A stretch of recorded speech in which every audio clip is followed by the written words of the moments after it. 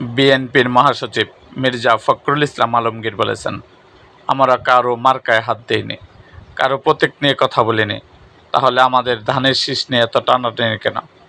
আজ শুক্রবার 10ই অক্টোবর দুপুরে রাজধানীর ইঞ্জিনিয়ারিং ইনস্টিটিউট মিলনায়তন শহীদ নাজিরউদ্দিন জিহাদের শাহাদাত বার্ষিকী উপলক্ষে আয়োজিত স্মরণ সভায় তিনি এসব কথা বলেন।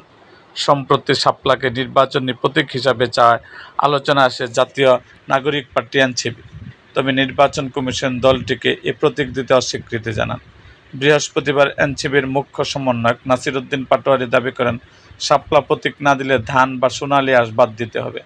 এ প্রসঙ্গে বিএনপির মহাসচিব বলেন, কিছু কিছু ব্যক্তি বা দল তারা ধমক দিচ্ছে, হুমকি দিচ্ছে যে অমুক মার্কা না দিলে আমরা নির্বাচন যাব না বা অমুকের মার্কা থাকতে পারবে না। আমরা এক কথা বলি নাই যে তোমাদেরকে মার্কা দেওয়া যাবে না, তাহলে অযথা বিএনপির ধানের শীষ নিয়ে টানাটানি কেন? ধানের শীষ প্রতিরুদ্ধ এবং এটিকে থামিয়ে রাখা যায় না উল্লেখ করে মির্জা ফখরুল ইসলাম আলমগীর বলেন, গ্রামে গঞ্জে যেখানে যাবেন সেখানে একটাই স্লোগান, শুধু ধান লাগাও ধান লাগাও। এটাই হচ্ছে প্রধান সমস্যা। ওই ধান এর শীষকে রুখে দিতে হবে, আটকে দিতে হবে। কারণ ধানের শীষ জিতে গেলে ওই যে বাংলাদেশের শত্রুরা আছে, যে শত্রুরা তাদের সব ষড়যন্ত্র থেকে পরাজিত হয়ে চলে যেতে বাধ্য হবে। তিনি বলেন, বাংলাদেশের মানুষই গণতন্ত্রকামী, স্বাধীনতাকামী।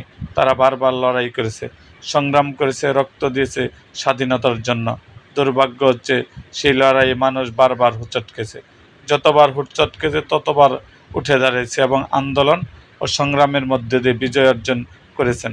হাসিনাকে শুধু হাসিনা বললে একটি সম্মান দেওয়া হবে জানিয়ে তিনি বলেন, দানব হাসিনা দেশের সমস্ত কিছুকে তছনছ করে দিয়েছে। দেশের বিচার ব্যবস্থা, প্রশাসন, নির্বাচন ব্যবস্থা, আমাদের অর্থনৈতিক, স্বাস্থ্য, শিক্ষা ব্যবস্থা, সমস্ত জায়গা সে তছনছ করে দিয়েছে। মির্জা ফখরুল বলেন, কিছু কিছু মানুষ বা সংগঠন জুলাই আন্দোলনকে নিজেদের আন্দোলন বলে দাবি করেন।